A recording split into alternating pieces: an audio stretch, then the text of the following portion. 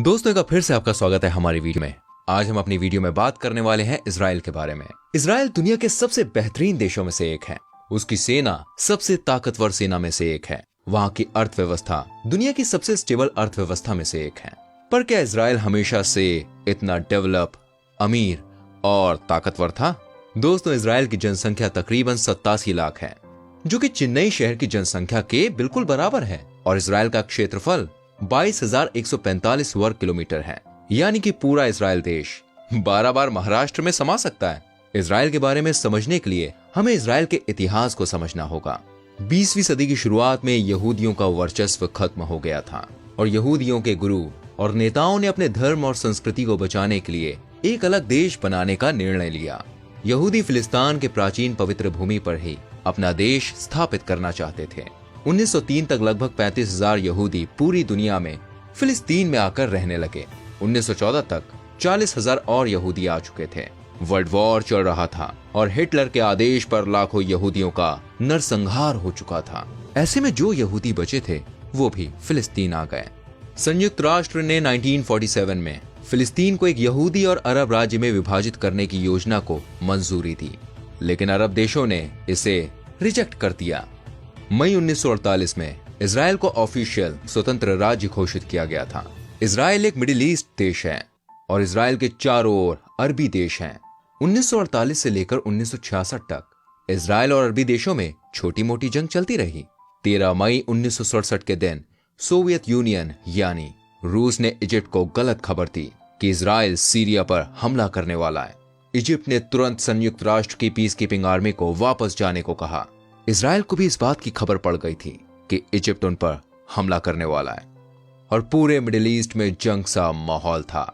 अगले 4 दिनों में इजिप्ट, इजराइल, सूडान और जॉर्डन ने अपनी सेनाओं को जुटाना शुरू कर दिया। इराक ने भी अपनी सेना को जॉर्डन भेज दिया था और सऊदी अरब भी चाहता था कि वो भी इस जंग में हिस्सा ले। 2 हफ्ते बाद इजराइल में सरकार बनाई गई और लेवी एशकोल इजराइल के प्रधानमंत्री चुने गए।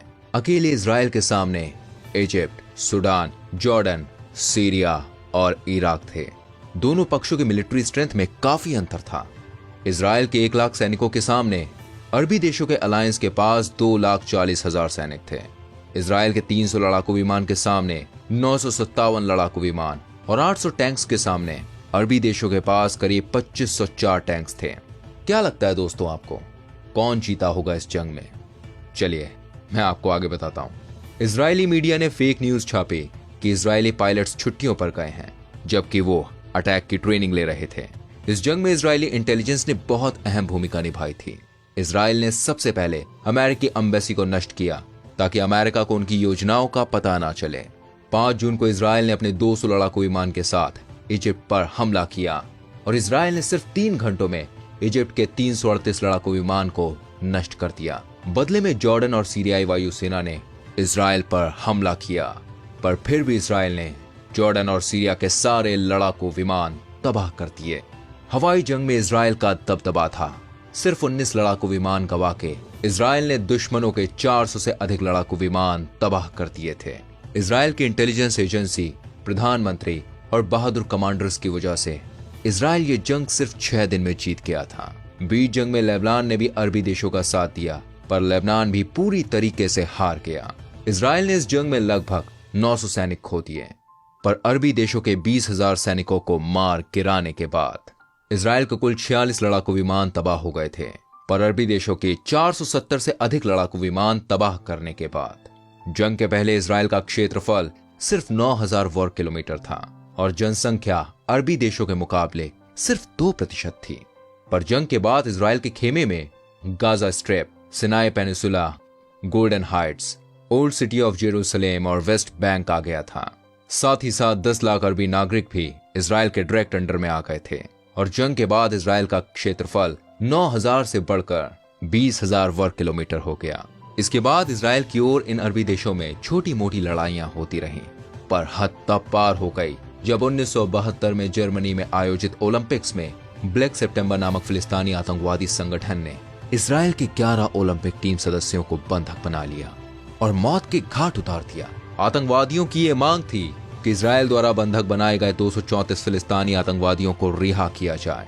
इसके बाद कुछ आतंकवादियों को जर्मनी की पुलिस ने मार गिराया और कुछ को गिरफ्तार कर लिया। 1 साल बाद जर्मनी का प्लेन फिलिस्तीनी आतंकवादियों ने हाईजैक कर लिया था और बदले में गिरफ्तार हुए आतंकवादियों को छुड़ा लिया गया। इस हादसे के बाद इजराइल की उस समय के प्रधानमंत्री गोल्डा मीरा हर खिलाड़ी के घर खुद गई और उनके परिवार वालों से वादा किया कि हम एक एक आतंकवादी को ढूंढकर आपके बच्चे की मौत का बदला लेंगे। प्रधानमंत्री गोल्डा ने इस ऑपरेशन का जिम्मा इजराइल की इंटेलिजेंस एजेंसी मोसाद को सौंपी। मोसाद ने इजरायली कमांडोज के साथ मिलकर एक एक आतंकवादी को ढूंढा और मार डाला। इसके बाद 1976 में इजराइल से पेरिस के लिए रवाना हुई एयरबस A300 हवाई विमान को फिलिस्तीनी आतंकवादियों ने हाईजैक कर लिया और युगांडा सरकार के समर्थन से विमान को युगांडा में लैंड करा दिया गया। इस हवाई जहाज में कुल 248 लोग थे, जिसमें से 94 यहूदी थे, 12 क्रू मेंबर और बाकी अन्य धर्म के लोग थे। कुछ समय बाद अन्य धर्म के लोगों को वापस पेरिस भेजा गया और यहूदियों और क्रू मेंबर्स को आतंकवादियों द्वारा मारने की धमकी दी गई। आतंकवादियों की मांग थी कि इजराइल 40 फिलिस्तीनी आतंकवादियों को रिहा करें। दोस्तों, अगर ऐसा ही हादसा भारत में होता तो पूरी मीडिया और विपक्ष पार्टियां सरकार पर आतंकवादियों को रिहा करने का दबाव बनाती, पर इजराइल ने ठीक इसके बिल्कुल विपरीत किया और 100 कमांडोज की टीम के साथ युगांडा में घुसकर मात्र 90 मिनट्स में अपने लोगों को वापस ले आए। इस ऑपरेशन में 3 बंधकों और एक इजरायली कमांडो की मौत हो गई। जिस कमांडो की मौत हुई उसका नाम लेफ्टिनेंट कर्नल योनातान नेतन्याहू था।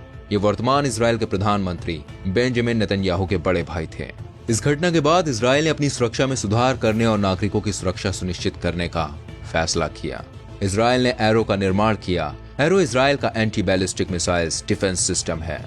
इस सिस्टम में कोई भी इजराइल का दुश्मन इजराइल पर मिसाइल दागने की कोशिश करता है तो ये उसे हवा में ही नष्ट कर देता है या उसकी दिशा आक्रमण करने वाले देश की तरफ ही कर देता है। यानी इजराइल ने यह सुनिश्चित कर दिया है कि कोई भी मिसाइल वो अपनी भूमि पर गिरने नहीं देगा। वाकई कमाल है। इजराइल दिन पर दिन अपनी सेना को मजबूत कर रही है और उन्होंने ये नियम भी लागू किया है कि इजरायली नागरिक को कुछ सालों के लिए सेना में भर्ती होना पड़ेगा। महिलाओं के लिए ये 2 वर्ष है, जबकि पुरुषों के लिए 3 वर्ष। फिर वो चाहे प्रधानमंत्री का बेटा भी क्यों ना हो, उसे भी सेना ज्वाइन करनी पड़ेगी। ऐसा करने से वहां के लोग सक्षम भी बनते हैं और उन्हें अपने सैनिकों की कदर भी होने लगती है। दोस्तों, इजराइल ने एक ऐसा कानून भी बनाया है जिसमें पूरे विश्व के जितने भी यहूदी हैं वो इजराइल में आकर बस सकते हैं। इजराइल ने अपनी संस्कृति को बचाने के लिए अपनी विलुप्त भाषा हिब्रू को पुनर्जन्म दिया। जो व्यक्ति हिब्रू भाषा सीखता है उसे इजराइल स्कॉलरशिप देती है। सिर्फ सैन्य बल ही नहीं, इजराइल टेक में भी बहुत ज्यादा आगे है। इजराइल पूरे वर्ल्ड का टेक कैपिटल है। सेलफोन को इजराइल में विकसित किया गया। इजराइल में वॉइस मेल टेक्नोलॉजी विकसित की गई। कंप्यूटर के लिए पहला एंटीवायरस सॉफ्टवेयर 1979 में इजराइल में ही बनाया गया था। पेन ड्राइव का आविष्कार भी इजराइल ने किया। पहला इलेक्ट्रिक हेयर रिमूवर भी इजराइल ने बनाया। ड्रिप इरिगेशन, जो अब कृषि की रीढ़ की हड्डी बन चुकी है, इसका भी आविष्कार इजराइल में ही किया गया था।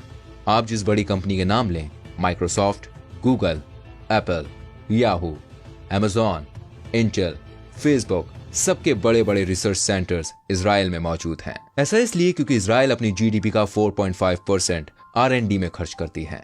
इजराइल देश पैसा अपने लोगों पर ही खर्च करता है ताकि वो स्वस्थ और सक्षम रहें, जिसकी वजह से आज कोई भी इजरायली इजराइल छोड़कर दूसरे देशों में काम करने नहीं चाहता। वो वहीं पढ़ता लिखता है और अपने देश की तरक्की में योगदान देता है, जिसके परिणाम स्वरूप आज इजराइल में लाइफ एक्सपेक्टेंसी 82 वर्ष है। अमेरिका, फ्रांस और जर्मनी की तुलना में इजराइल में प्रति व्यक्ति नोबेल पुरस्कार सबसे ज्यादा हैं।